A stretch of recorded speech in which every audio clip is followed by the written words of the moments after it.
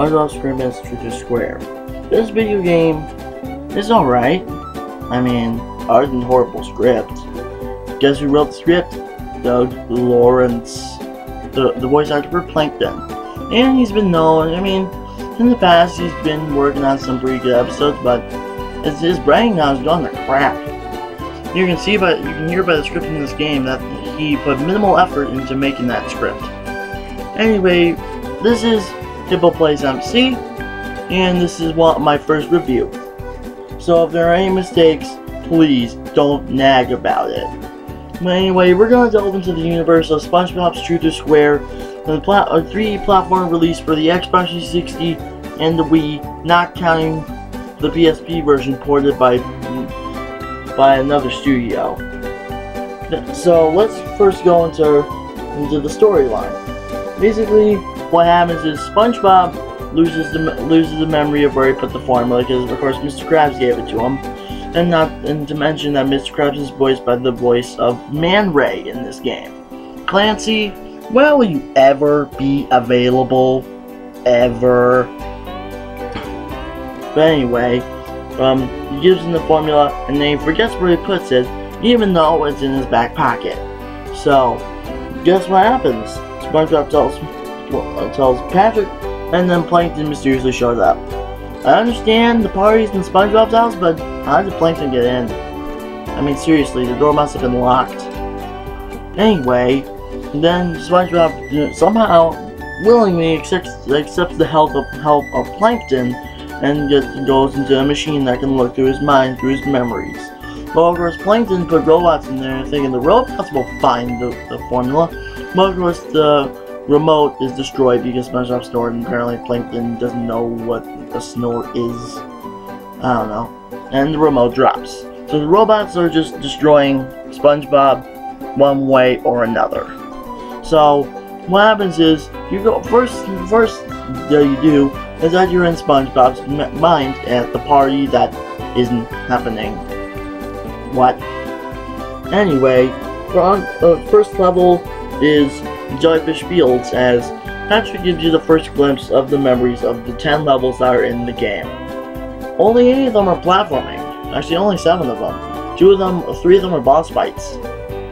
Well, just boss fights, but anyway. The gameplay is pretty basic because it was rushed for SpongeBob's 10-year anniversary. So, of course, on to gameplay. The gameplay's fine. I mean, I played the Wii version. The Wii version's honestly cooler than the other consoles because you're not just pressing buttons. With the Wii, you use different motions with the nunchuck and Wiimote and the B button to be able to do your moves that you were given in said levels. First move you're given is a Spatula Slam. This is a pretty basic attack. I mean, it's kind of cool that the moves basically make SpongeBob's body move to the motion, but I mean, I more like the moves from the SpongeBob Movie video game, where you have SpongeBob's attack with karate gloves, and then the uppercut bash was a fist with a boxing glove, and the equivalent of the crucible was a sonic wave guitar.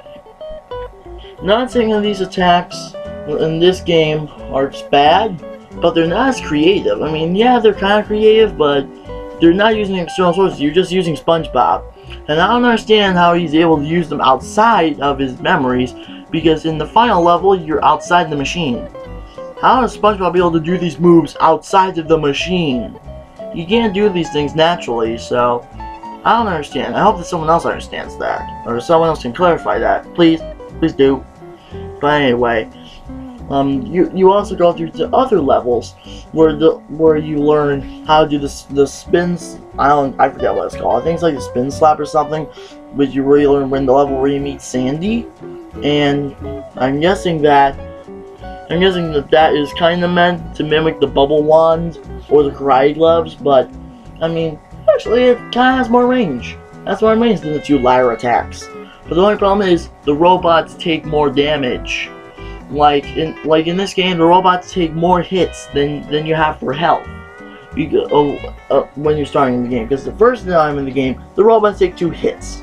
I can understand like if they're a more powerful robot, but 2 hits were standard. Who came up with that? I'm used to in the other SpongeBob games where everything was that was lower tier was 1 hit, everything that was somewhat of a challenge was 2 hits, and everything that's godlike was 3 hits.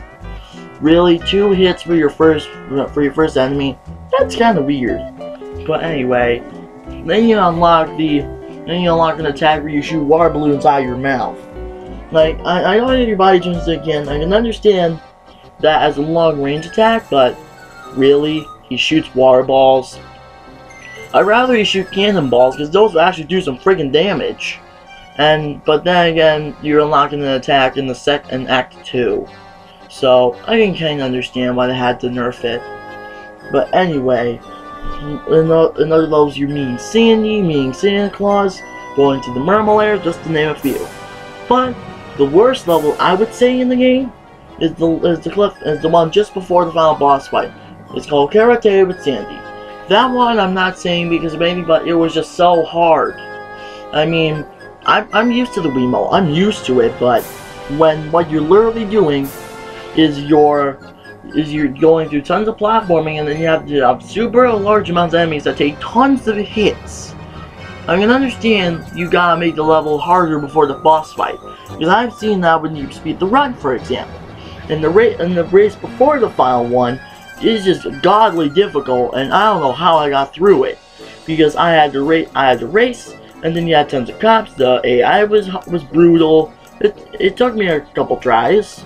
I mean, but the final race in that game only took me 1 try.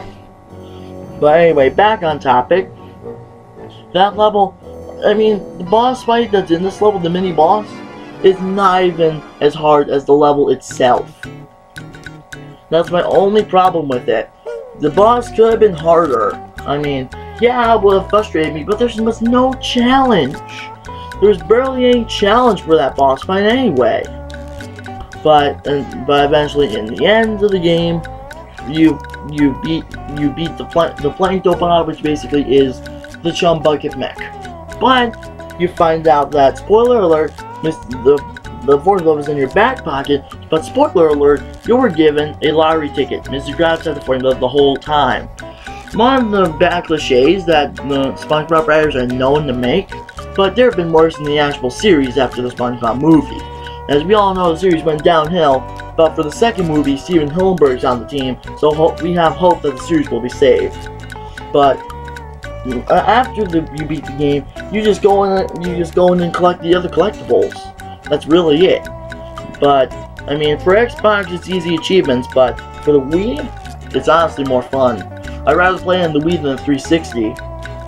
Not because, I mean, yeah, the graphics are not HD and the colors are not as bright, but it's only a tiny difference, but the gameplay is the same.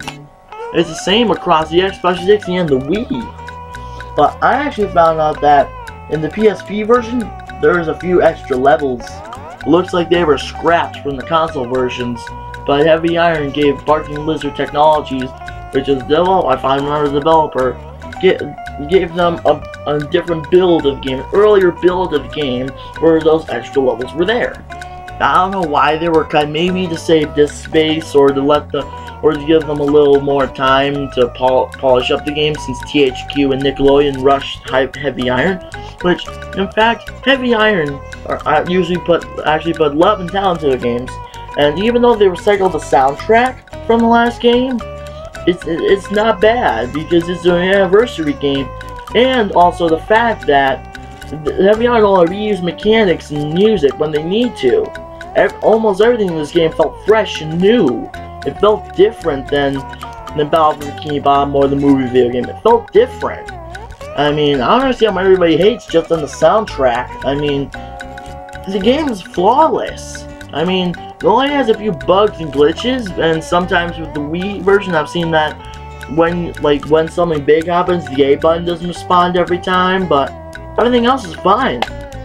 I mean, I don't see how you can make a better game unless you had more time. Which, a great example of games being rushed was New 3 Underground 2.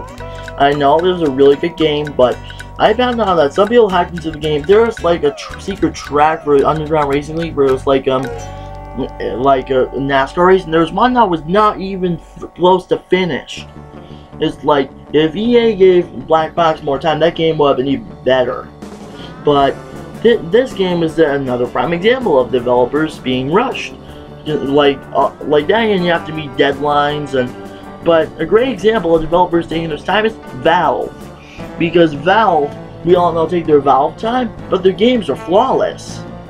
Like Team Fortress 2, Half-Life 2, Half-Life, all those games are practically flawless.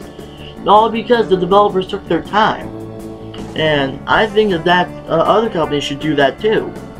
But now, my final verdict on this game, I'd give it like a 9 out of 10. I mean, the soundtrack is colorful, the graphics are good, the gameplay is fine, and I don't see how the game could be bad. I mean, other than the last level before the final boss fight being difficult, everything else was great. I mean, it referenced seasons 1 to 3, which I really enjoyed, because I remember being young and watching all those episodes. I mean, I remember when I was like, not even 3 years old, and I was watching SpongeBob, and oh my god, I can remember SpongeBob episodes better than I remember my homework or to do my laundry. I can remember quotes from those episodes better than those things. And that's pretty scary, but then again, that proves how much of a die-hard SpongeBob fan I am. But I stopped watching the show after 2010 because, guess where the episodes were? A Pal for Gary, One Course Meal, those two made me leave. And after seeing the Mysterious Mr. Answers reviews for those 2 episodes, and all the bad episodes from later seasons, I can't watch the show anymore. Well, I can only watch my DVDs or play the games. But anyway, thanks for taking your time to watch this video. I hope you like, subscribe if you're new. I mean, I do tons of video games, retro games. And I might even get an HD capture card if I get enough money. But thanks for watching, guys. See you next time.